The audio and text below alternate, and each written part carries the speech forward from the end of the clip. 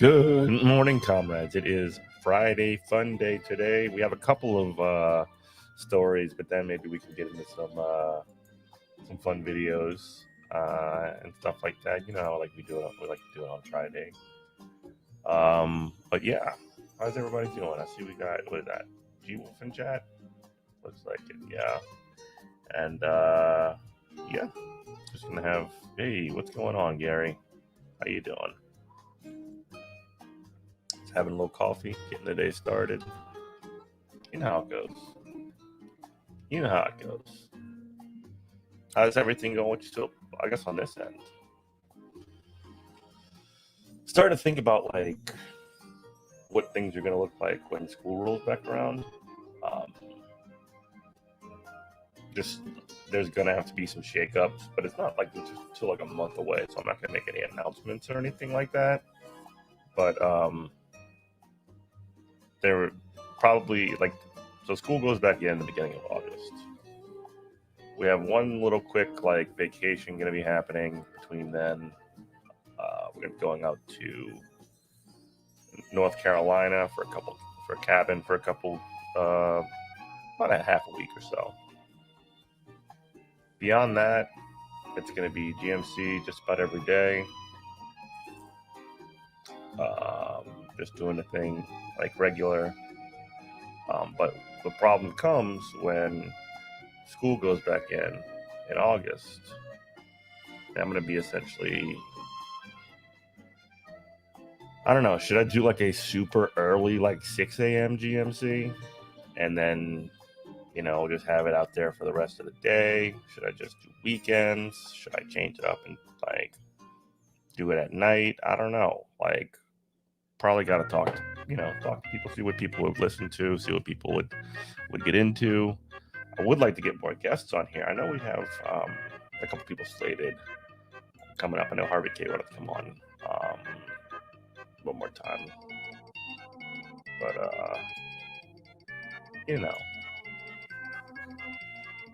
there's just a lot of considerations, a lot of things to think about in the run up. But yeah, that's just where we're at. People are awake at 6 a.m. You'd be surprised, honestly. But I mean, like, if we do it at 6, then there can be a VOD go out and all other stuff. I don't know. Hadn't decided on any of that yet. But this is just where we're at right now. But yeah, tweet is sent out today. We're gonna be talking about the Teamsters. They have an organized, coordinated, nationwide campaign to unionize Amazon. Hell yeah. Also, is critical race theory white genocide? Probably not, but Tucker Carlson seems to think so. A little bit more on that general that talked about it. Just it is really sort of like surprising, and then we'll have a little fun. But yeah, that's what the day kind of looks like. Hey, good morning, Jenny. How are you today? But yeah, we're just gonna get started, get straight into it. This is from the motherboard. The Teamsters, by the way, before we even get to that, the Teamsters had their convention over the weekend, right? And they had like the best guests that showed up there, right? They had The Rock show up. They had Danny DeVito show up. How did this happen? How do they have like actual celebrities that actual people care about? Like when we have AFT, which is my union, things like that.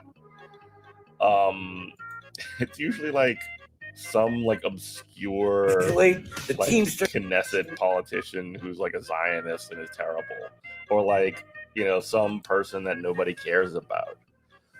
Hey, Butterhupter. But the Teamsters really really nailed it. They had The Rock, they had Danny DeVito, and like, I mean, it's like not all about celebrities for sure, just to be kind of clear about that. But like, but if you are gonna have like celebs do your thing, that's pretty sick. You know what I mean? Here is let me see here.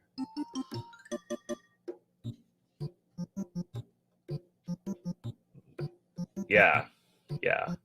So anyway, before we get to the real stuff, here's a message from Danny DeVito supporting the Teamsters. Adorable.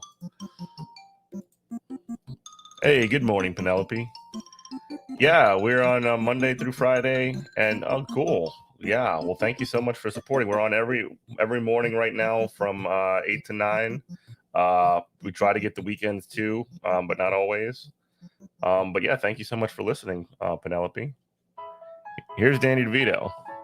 Hi, everybody. This is Danny DeVito, and I want to congratulate the Teamsters Union and its 1.4 million members on their 30th International Convention. And a special shout out to my brothers and sisters at the Hollywood Local 399. And a very special shout out and congratulations and heartfelt thanks for James Hoffa for all your service of 23 years. And you have a great retirement because you earned it. Thank you very much. Oh, yeah, Hoffa's retired. Hi, everybody. That's wild, too. But, yeah. So, anyway, moving on from that, what also happened at a Teamsters convention this weekend was this vote. The Teamsters overwhelmingly voted to pass a landmark and unprecedented resolution to unionize Amazon, which will soon be the largest employer in the U.S. And the vote was 1,562 yeses to 9 no's. Who were these 9 no's? Who was like, hey, let's organize. Do we want to organize Amazon? Nah. Like, who would vote no to that? So here's the article. This is from Lauren Kaori Gurley. She's a great labor journalist for Motherboard. But yeah, let's fucking go. Let's do this shit. Bezos in a wig.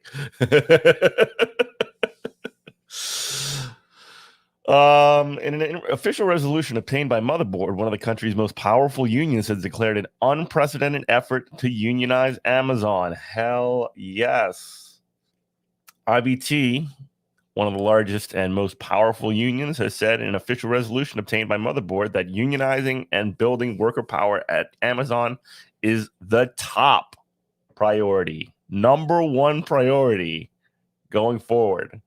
The announcement comes on Prime Day, one of Amazon's busiest days of the year. Quote, the Teamsters will build the types of worker and community power necessary to take on one of the most powerful corporations in the world and win, said Randy Corrigan, the Teamsters National Amazon Director, in a 20-minute video on the Amazon project obtained by Motherboard that will be played at the Teamsters convention on Tuesday. At their virtual convention on Tuesday, Teamster delegates from roughly 500 locals will receive a copy of the resolution, which will receive a vote on Thursday. It already has passed. We just saw the vote, 1,500, et cetera, to 9.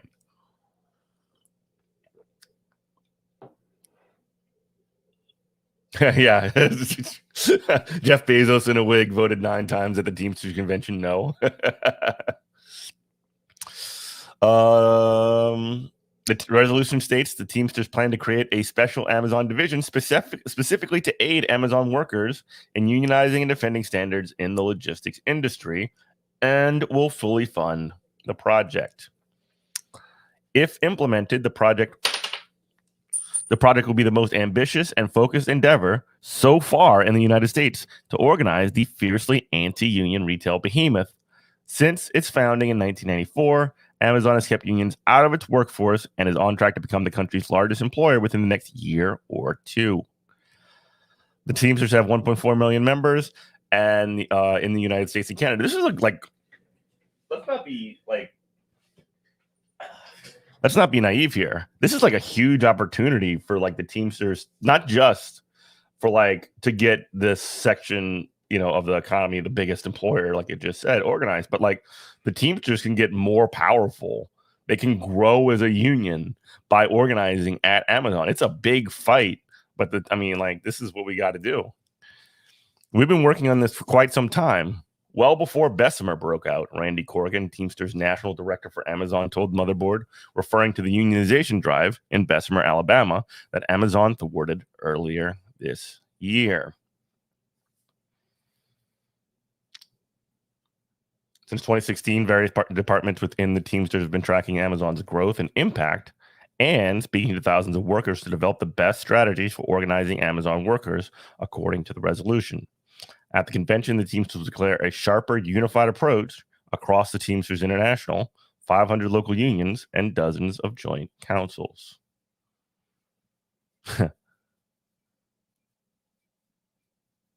Yeah, Teamsters organize everywhere, too. Teamsters, which represents workers across the logistics industry, including warehousing, package delivery, freight, airline, food distribution, sees itself as a natural fit for organizing Amazon. Quote, "We have intrinsic knowledge of the industry. We understand transportation and logistics companies that are only motivated by profit. We will make changes that always end in workers losing. There's been one unified organization for those workers, and it's been Teamsters members and the Teamsters Union as a whole." Good stuff. Goes into the union busting campaign. Teams plan to focus on a series of pressure campaigns involving work stoppages, petitions, and other collective action to push Amazon to recognize a union and bargaining over working conditions.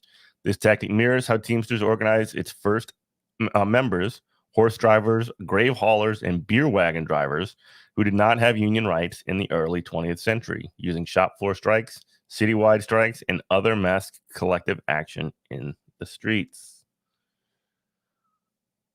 We could have been the first at Bessemer, but we chose not to go down the path of an NLRB election for reasons that were validated in the Bessemer elections, said Corrigan. At the same time, the Bessemer workers' message was heard by millions of workers in their position who realized, oh, there's something I can do about this. The list is very long in how workers can seek justice on the job. The NLRB is not the only way. That is a really important statement because, like earlier, it mentioned that work stoppages were on the table. The fact that they're willing to put that out there and say, hey, the NLRB is not going to save us, especially like considering the last 4 years of the NLRB, the Trump NLRB, it's been it's been extremely like more hostile, I suppose, than usual, more openly hostile than usual to workers. NLRB's never been like great, but this is actually like a fairly like at least radical sounding approach. Now, what how the reality is going to manifest is up to that's yet to be determined. But the rhetoric here is fantastic. Teamsters hold a convention every 5 years where delegates across the United States and Canada vote to set a new agenda for the union. This year's convention will focus on the Amazon project. The project has 6 main components, according to the convention video obtained by Motherboard: educating and engaging its current union members, organizing Amazon workers, engaging the public, antitrust enforcement, industry pressure, and global solidarity. This is a well thought out plan. The Teamsters would not go into detail about the funding or timeline for the Amazon project, but said Teamster International, local unions, and dozens of regional joint councils have committed tremendous resources to this. Around the country, members are already participating in volunteer organizing training and education sessions related to the Amazon project, and will continue to do so in the coming years. These trainings focus on how Amazon degrades pay and working conditions across the logistics industry. Good. The history of worker struggles that led to the formation of Teamsters and how Teamsters members can organize and engage Amazon workers. One of the problems, not just the fact that like the workers at Amazon get like totally fucked and have to like pee in bottles and poop in bags and all this other stuff. But also at the same time, the it undercuts the floor of all other parts of the industry, right? Because if there's no bottom, then essentially other companies, even ones that are unionized, are sort of forced to compete in a sense with lower standards, and they're leveraged in that very specific way. They can just say, hey, look, Amazon is doing all this, you want to go work over there, and essentially it undercuts everything. So really what needs to happen is Amazon needs to be stopped. The bleeding needs to be stopped right now. And hitting Amazon is the correct approach, and it's about goddamn time, if you ask me. This volunteer organizing program, which was developed by Corrigan in Southern California and is the model for Amazon Project's worker education program, is based on the premise that Amazon workers often belong to the same communities, families, and neighborhoods as Teamsters union members and should leverage these connections to organize Amazon. More Teamsters equals less kneecaps. Yeah, let's bust them. I have a son who worked at Amazon and a cousin who works at Amazon. I really see Amazon, how they're in a position where your hands are tied and you have a management not treating you fairly and you're not getting your fair share of the pie, said Donald Jefferson, a forklift operator at T-Force Logistics in Memphis, Tennessee, and a Teamsters union member. Jefferson helped organize his website in 2008 and got a $4 raise. Hell yeah. He now makes $29.08 an hour and says his treatment for managers improved with the union contract. He joined a volunteer program to help other workers organize. My young cousin who works at Amazon always calls me asking for a loan. Oh, no. I don't mind, but she shouldn't be in a position where she has to live with her mom and borrow money.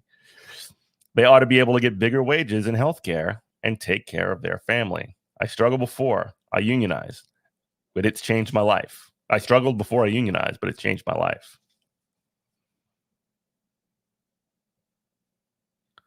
I do volunteer organizing because I feel Amazon workers should have what I have, said Robert Martinez, UPS driver and member of Teamsters Local 63 in Ontario, California, who participates in volunteer organizing program. Martinez, who is 42 years old, earns $39.23 an hour as a yard shifter and receive a pension and healthcare benefits. I mean, that's what it's about. You mean we need to get workers paid. Building worker power gets workers paid. I'm here to educate workers on their right to organize and stand up to employers, he continued. I have talked to Amazon drivers and I run into them. They're overworked and they're not employees of Amazon. That's right, they're subcontractors. Basically they're 1099s. One day when I'm out there on a street, I hope I'm able to greet an Amazon driver and know he's in a union and getting paid like he should be. As a point of comparison, Amazon delivery drivers in Southern California earn $15 or $16 an hour. As Motherboard has previously reported, Amazon frequently touts its $15 minimum wage while positioning itself against Walmart and other retail jobs where workers are typically paid much less. But in reality, Amazon is driving down wages in the warehouse and delivery industries. That's right, $15 in the warehouses is less than the industry standard. That's less than what most people make. If you file 1099, there's 99% chance you're getting hosed.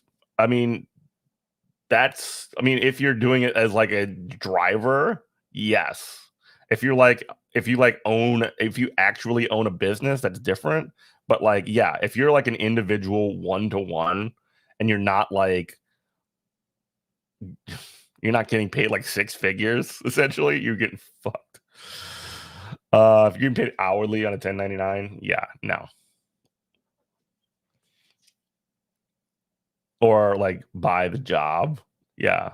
Your dad did that to you, and he did that to you? What do you mean?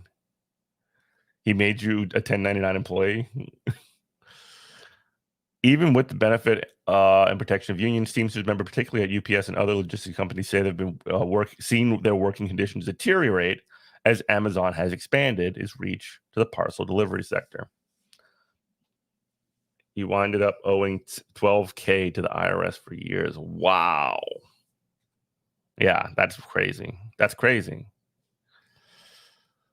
They cite higher delivery quotas, more weekend and holiday shifts, unpredictable schedules, and greater reliance on temps and contractors. Motivated by improving these worsening conditions, UPS and other unionized logistics workers are joining the effort to organize Amazon workers. Hey, and look, I mean, if you want to like be a part of this, you can find a job at an Amazon facility. I know people that are doing that. Make contact with the Teamsters in your local area. They're everywhere. This is like a plan that people can plug into, essentially. Quotas are up astronomical figures. We've seen massive increase in Amazon packages. Anthony Rosario, a UPS driver in Brooklyn and a shop steward at local 804, the Teamsters, who's been in the union for 27 years, told Motherboard. Industry standards are being diminished that we fought for decades. They're forcing people to work holidays and weekends. UPS is bending to Amazon's competition. Damn. Unlike the Bessemer Union, which went public a few months into the campaign, the Teamsters are keeping much of their internal strategy under wraps in order to avoid Amazon's union-busting campaigns. Still, they're engaging in a community pressure campaign in California's Inland Empire. I think that's like Silicon Valley, where Amazon is the largest private employer and has 14 Amazon fulfillment centers.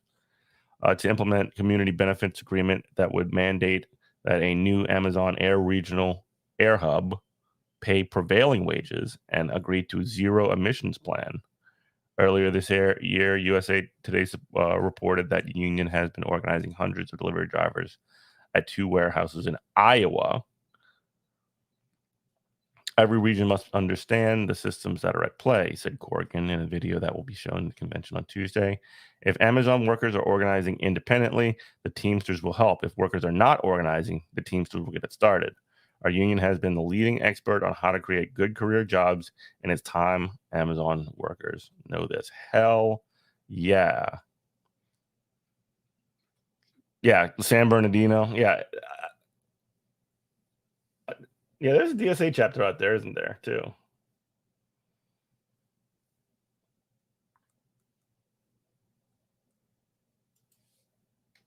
What's going up there, buddy? What's going on?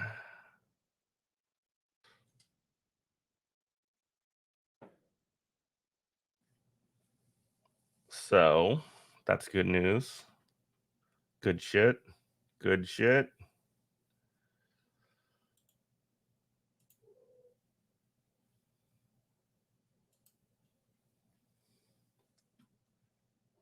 So this is from the beginning of the year. They occupied Amazon developers' offices. Hell yeah. San Bernardino. I'm here for it, folks. I'm here for it. I mean, like, again, Amazon like takes down the wages and the working conditions of most workers. Like the fact that there is no bottom,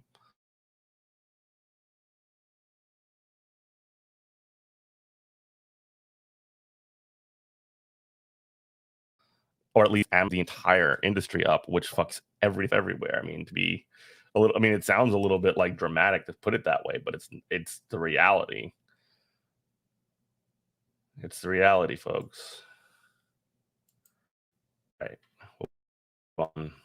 Obviously, solidarity with the Amazon workers, Teamsters, yeah. Bringing Danny to their convention, hell yeah. Rock. I mean, like if there's like one way to like sell anything to like working people, you bring the fucking Rock in, right? Like that's just how you do it.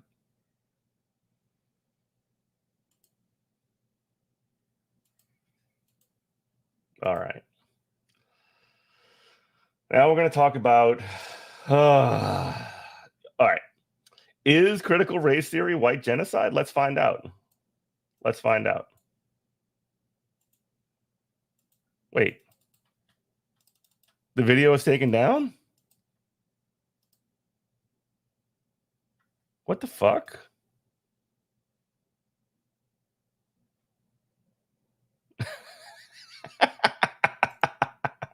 Let me see if I can find it somewhere else. Or is it taken down for TOS? Maybe I don't want to do that.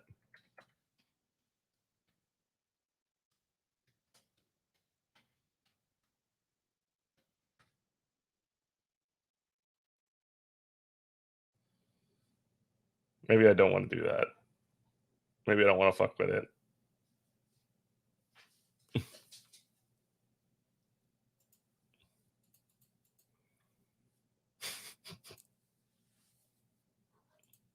Whatever.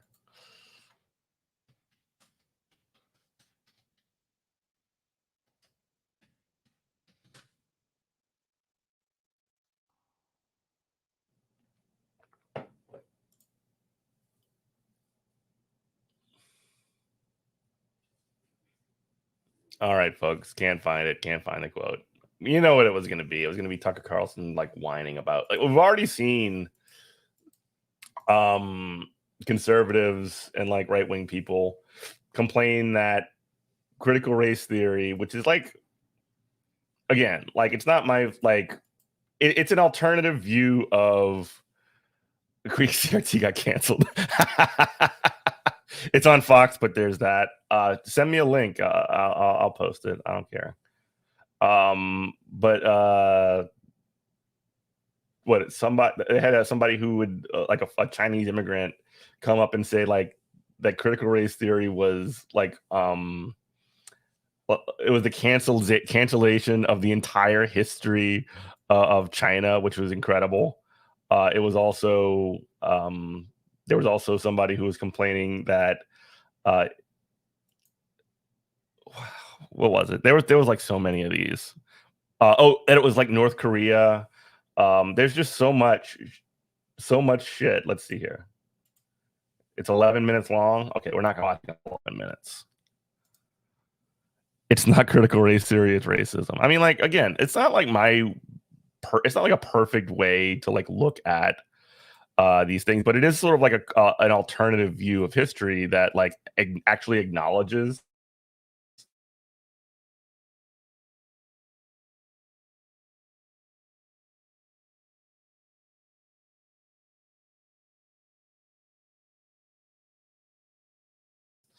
and it is sort of like it challenges the idea or challenges the general like perspective that most people have gotten in school. The idea that's like bad or is ridiculous. And you know, I don't normally like. Well, I will play like some of these things, you know, for laughs or whatever. But like, part of the reason for it is because motherfuckers like Tucker Carlson like actually do drive policy in the United States. Like the president of the United States, fucking Donald Trump, went directly to him to get like to essentially like use him as an advisor. You know, like the saying that these things are sort of like way off, like they don't matter, they're in their little corner or whatever. Like that's just not true. So let's take a look at this. And yeah. Benefit of being both true and illuminating. Here it is. In 1851, a man called Samuel Cartwright came up with a fairly sophisticated scientific explanation for why so many slaves were running away from plantations in the American South. These fugitive slaves, Cartwright explained, were suffering from a medical disorder. It was called drapetomania. It was a syndrome characterized by an uncontrollable or insane impulsion to wander. So that was the problem. It wasn't they disliked being enslaved or yearned for freedom and basic humanity. No. The problem, according to Samuel Cartwright, was that Black people as a group were inherently defective. They were drapetomaniacs. They were always running away. What the fuck is he even like talking about? We're starting with Cartwright here. That's what he said. 107 years later, it is embarrassing to repeat something this stupid out loud. It's so obviously insane. But here's what you should know. Drapetomania was taken very seriously at the time, and so was Samuel Cartwright. Cartwright was not a fringe character at all. He was a nationally prominent physician, a former high-ranking Army officer from Fairfax, Virginia. He went to Penn Medical School. Samuel Cartwright was a credentialed man of science who commanded the respect of the country.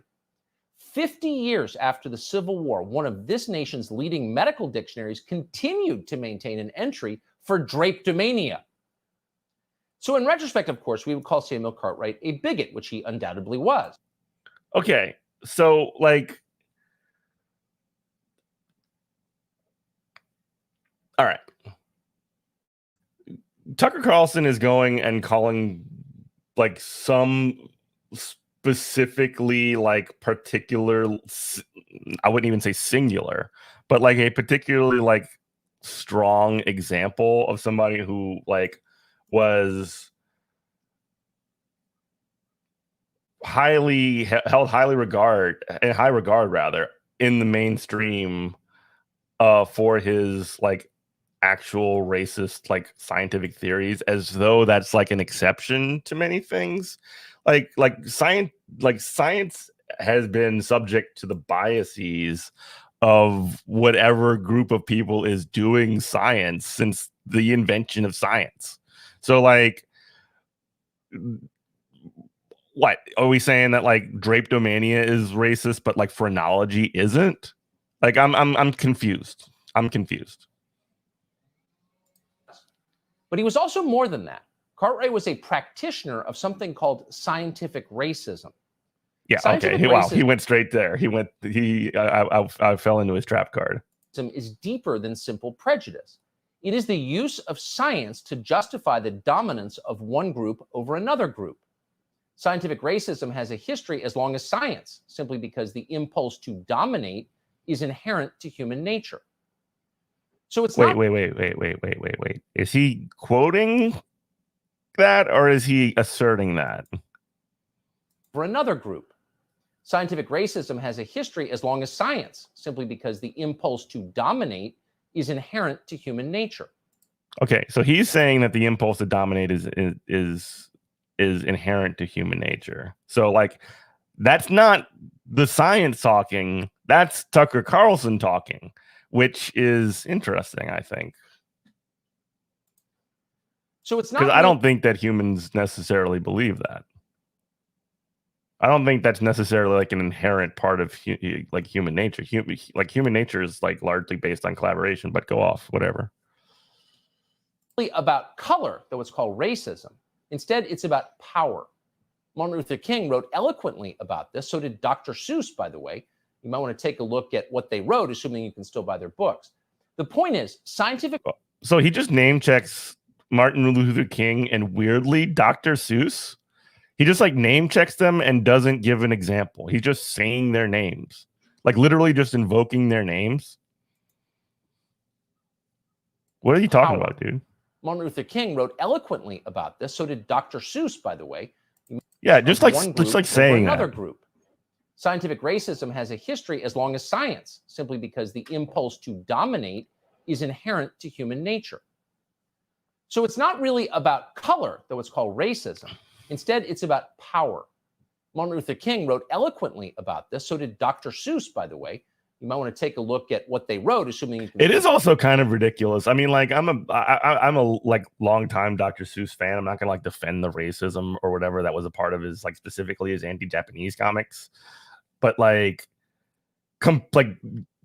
I don't know, like saying that, oh yeah, like, you know, Martin Luther King and Dr. Seuss both talked about this is very, very fucking funny to me. Like, I don't know why that's so hilarious. By their books. The point is, scientific racism never actually went away. It's still with us. No one talks about drapetomania anymore. Instead, our medical professionals and law professors and military leaders and politicians and cable news hosts. Military leaders, got them. have identified a new disorder they claim explains everything bad. It's called whiteness. In the universities, it has become an article of faith that were it not for the indelible stain of whiteness, America could be a utopia. Only whiteness. No, motherfucker. Like, it's not the whiteness that's the problem. It's the racism.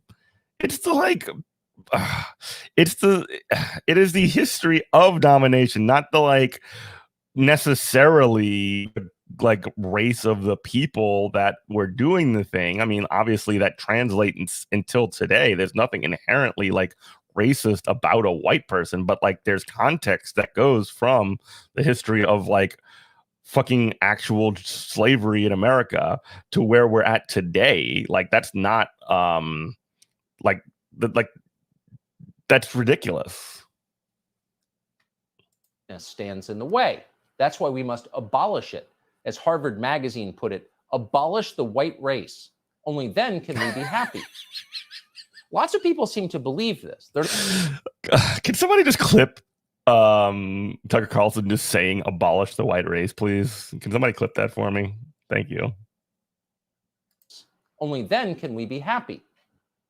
Lots of people seem to believe this. They're not all bad people, just as not everyone who believed in Samuel Cartwright in the 1850s was evil. Some people are just gullible. They're looking for meaning in their lives. If you hand them a unified theory of everything, some percentage of them are going to buy it wholesale. There were nice people at... This motherfucker is self-reporting all over the place. Hey, what's up, Dan? This motherfucker is saying like unified theory of everything.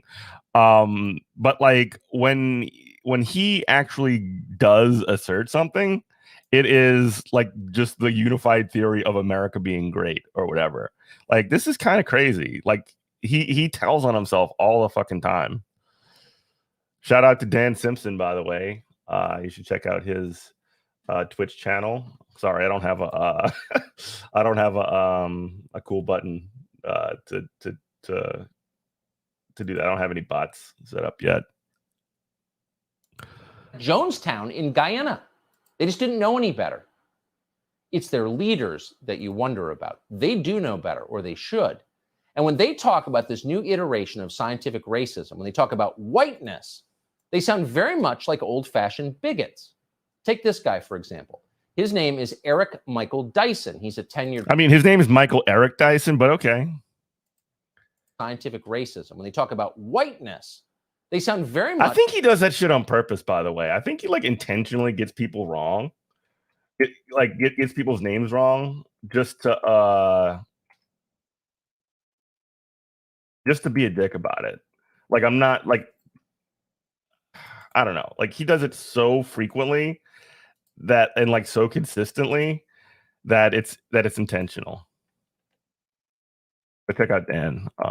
Go subscribe to Dan or follow Dan. Much like old-fashioned bigots. Take this guy, for example. His name is Eric Michael Dyson. He's a tenured professor at some stupid college or other. He lives in a rich, almost exclusively white neighborhood. He goes on television a lot. Watch him as he talks about race and ask yourself, honestly, if he sounds any different at all from, say, Bull Connor or David Duke. He doesn't. Only the colors have changed. Here he is. Wow. Okay, hold on a second. Does Michael Eric Dyson sound like a former Grand Wizard of the Ku Klux Klan who ran for fucking governor? Yeah, some stupid college or whatever.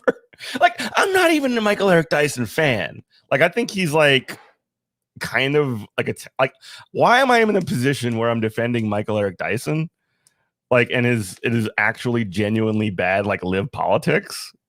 This is kind of crazy, right? But anyway, we have fucking high level Ku Klux Klan member David Duke, and Bull Connor, the fucking sheriff in Alabama, where literally who sick dogs on fucking civil rights protesters. That's the same as this dude right here. Be ready for it. Be ready for the dogs and the hoses. And speaking about, the maggots, I'm sorry, the MAGA, that is so corrosive in this, political moment. And we have stood by to see mediocre, mealy-mouthed snowflake white men who are incapable of taking critique, who are willing to dole out infamous repudiations of the humanity of the other, and yet they call us snowflakes, and they are the biggest flakes of snow to hit the earth. That is actually 100% right though. Like it is based. Like how fucking like whiny are these conservatives? Like he's 100% right about that. They are incapable of criticism. They are incapable of tolerating difference. They're scared of, oh my God, critical race theory is going to kill your mother. And they don't even know. They're not critical. They have no race and they don't understand theory. He had to end it with cringe, but okay. White men, they're the problem. You hear that so often. Look, he's literally doing exactly the thing. Like he's actually doing like a snowflake response though. Like look at him. He's actually shook. They're not critical. They have no race and they don't understand theory. White men, they're the problem. You hear that so often that you don't pause to consider what a change this is. It used to be only. By the way, Bull Connor, like, could you imagine like Bull Connor like saying that like about somebody as they release the dogs? Like that's fucking ridiculous, right? You were in the sun for 30 minutes and you thought you were going to melt. Only a few years ago that the one thing you couldn't do in America was attack people in public on the basis of their race. I don't like that group because of their skin color. Let's hurt them. You couldn't say that. He wasn't even talking about like all white people. He was talking about like conservative white people. But okay. It was the one unacceptable thing, and for very good reason. You cannot maintain a multiracial democracy unless people of every color have exactly the same rights and responsibilities under the law and are considered of precisely the same moral value under God. You have to have that. That's the most basic prerequisite for a multiracial democracy. All lives have to matter or it cannot work. It's pretty clear that our leadership class, for whatever reason, doesn't want it to work. Obviously, they don't. Look at what they're doing. When you hear people ascribe blood guilt to a specific racial group, when you hear them talk about the sin of whiteness, what you're watching is the death of our future as a country.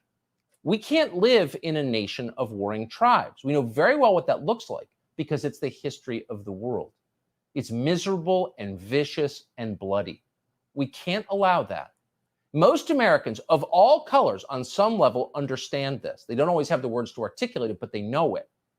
When their kids come home from school with assignments to suggest that all races are not, in fact, equal, that some actually, you know, that's one of the things that I send home with kids all the time. I send home like worksheets, and the question is rank all of the races, and you better put white people at the bottom. That's like actual homework that we do. Some races are guilty and some are innocent, that some groups are oppressors inherently and others are inherently oppressed.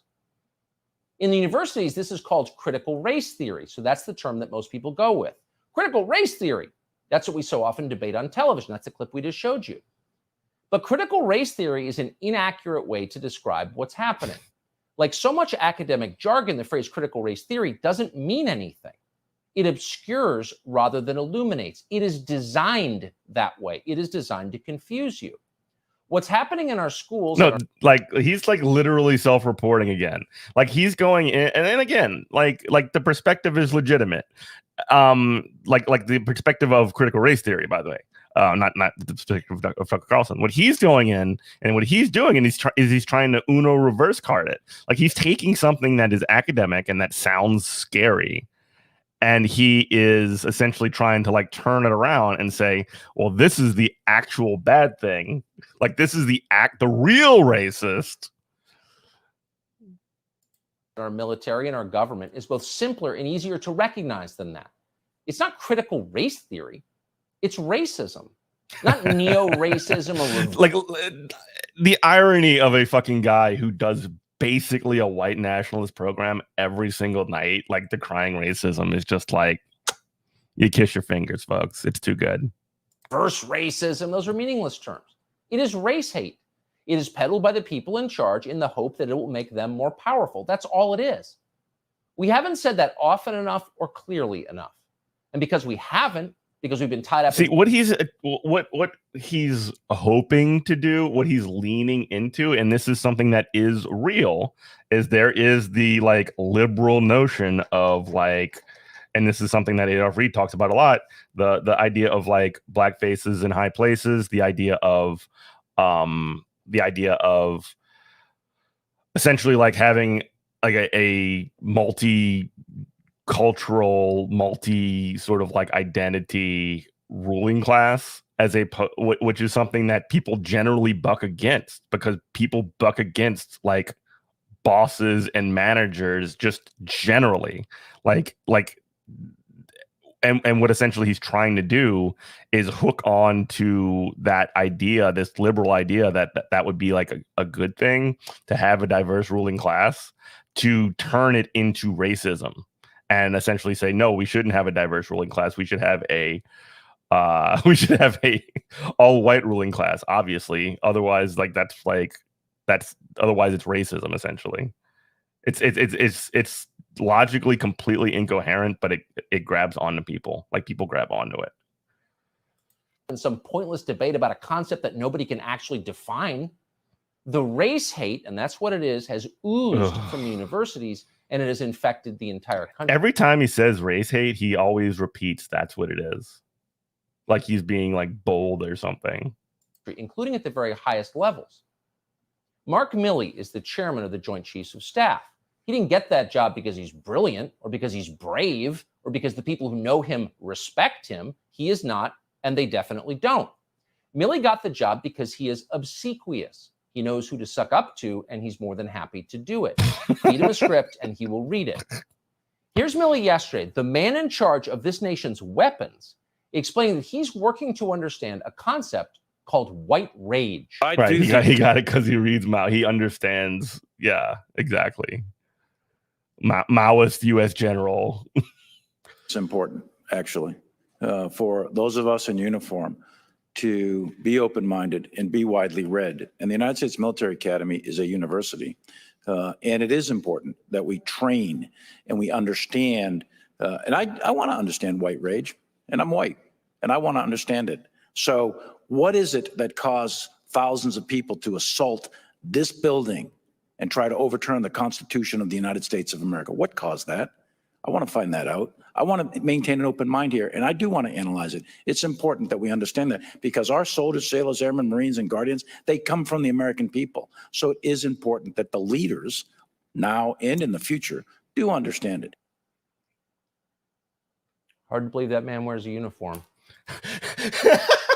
Like literally, like he's like smirking like a fucking like he's the Cheshire Cat or some shit like that. Like literally, he basically says that, hey, these people broke into the Capitol building and I want to know why. And like, I can't believe I'm defending a general, because like obviously all the context of like U.S.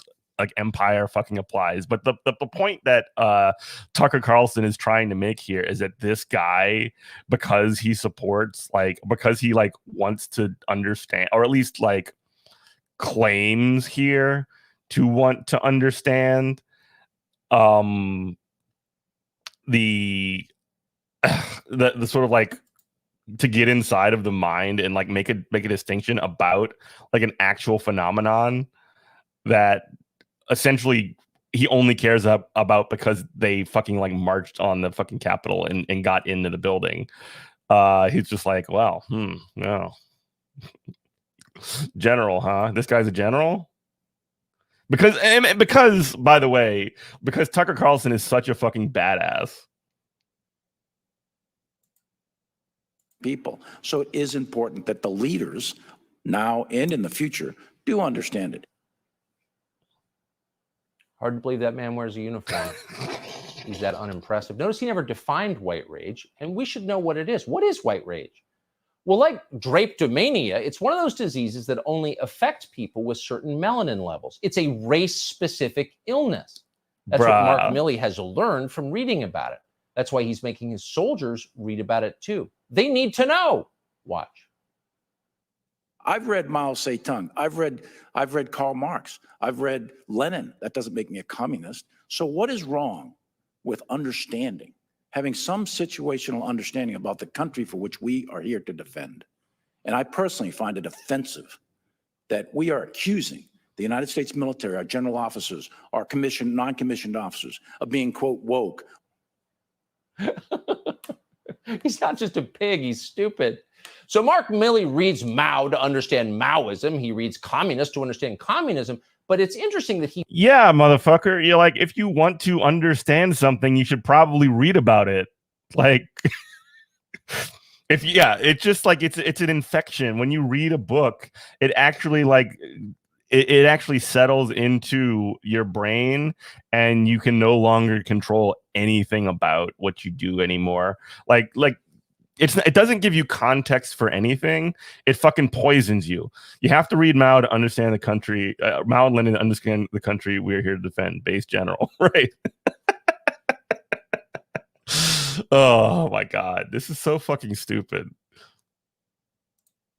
Personally find it offensive that we are accusing the United States military, our general officers, our commissioned, non-commissioned officers of being, quote, woke. Quote, woke, by the way. He's not just a pig, he's stupid. So Mark Milley reads Mao to understand Maoism. He reads communist to understand communism. But it's interesting that he doesn't read white supremacists to understand white supremacy. All right, how does he fucking know that, by the way? He never said that he didn't read like fucking Mein Kampf or whatever. He didn't say that he didn't read like any racist stuff or any other things for context. He's just like assuming that. But okay. Why not go to the source? Well, because Mark Milley would be fired instantly if he read those books, and getting fired is the one thing he doesn't want. So he reads about white rage as if it's totally real. It's a medical condition.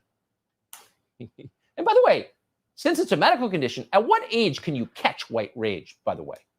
Most of us assumed that our 2-year-olds were just teething. Now we know it's their whiteness that's making them so angry. Thanks, Mark Milley. We appreciate your contribution to our generation's scientific racism. By the way, have you read anything recently about winning wars? Apparently not. We could go on and on and on. Pundit after senator after... Like, the idea that the fucking military, like the U.S. military is like so woke and that's why it's bad is just like endlessly fascinating to me. Like, there's so many reasons why the U.S. military is irredeemable, and like not one of them has to do with like what's in the fucking hearts of the generals or whatever, like being like the fact that they might read critical race theory. White rage is when you spend 20 years in Afghanistan bombing children. No, but like you bomb them with wokeness, though, right? You bomb them with Mao, and you bomb them with Lenin, and what you're doing is doing a takeover. We're actually implementing communism through wokeness and also bombs. You know, white phosphorus, and that's how it works. Professor after general, each one of them spewing race hate, whiteness, white rage, dressed up as some new academic theory. We certainly have the tape. We'll spare you because you've seen it. It's everywhere. The question is, and this is the question that we should be meditating on day in and I mean, day like the IDF, for example, like is supposedly the wokest, most woke military that was ever existed. Like the fucking military that's got vegan options and allows for fucking like for like, you know, openly gay members of the IDF. They still bomb fucking Palestinians like automatic, like this exactly the same. The bombs still explode the same, dumb fuck. Like, out is how do we get out of this vortex, this cycle, before it's too late? like this is like literal fascist thinking, right? Like, I'm not like one to throw around fascism, but like the idea that like the military is being weakened by like the softness or whatever of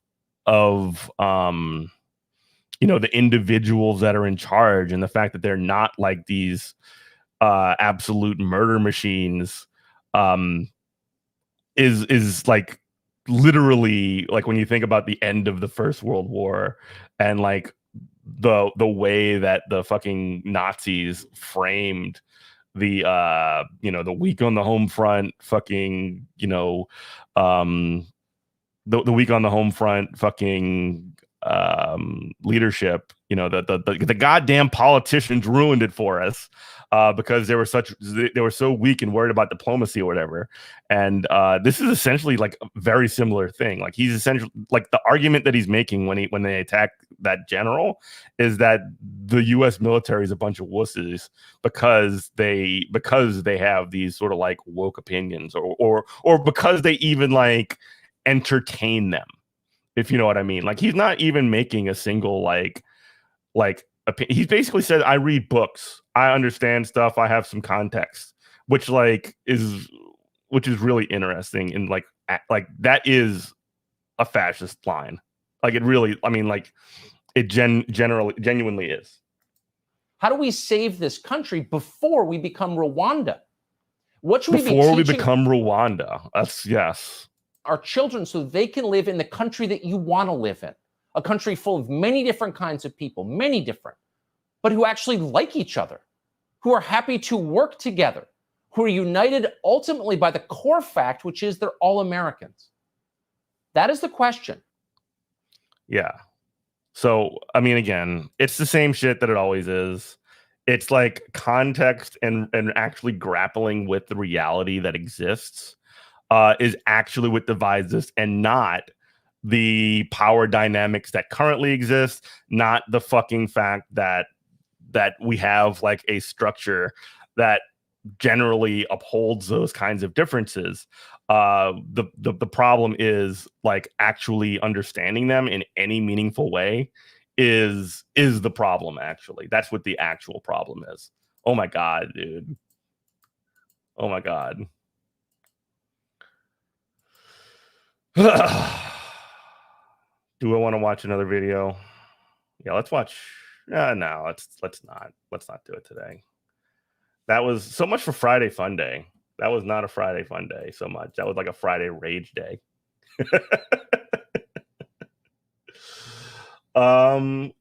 Yeah, let's go ahead and wrap it up for the day. But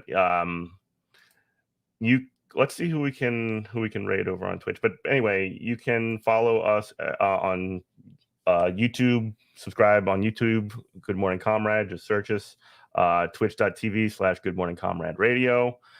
Thank you to everybody for joining me in chat. And yeah, if you want to support the show, you can be like Tajidi, Michael H, Dan O, Jonathan H, Timothy C, Dragon Slayer 19, Andy L, Gary W, Rachel K, Kenneth F, Adam R, Trey M, Watermelon Pickle, and Penelope D by going to patreon.com/Good Morning Comrade. As far as a raid, who do we got? Oh, Ben's online. Let's do Ben.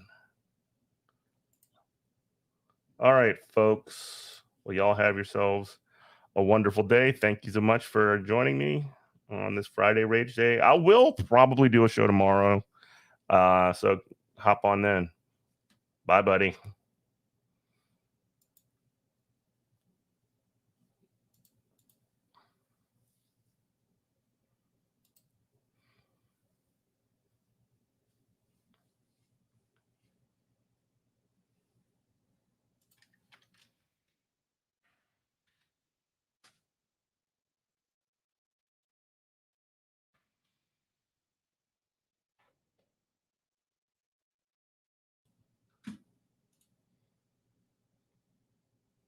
Good Morning Comrade Radio. Everybody, please give a follow to Good Morning Comrade Radio.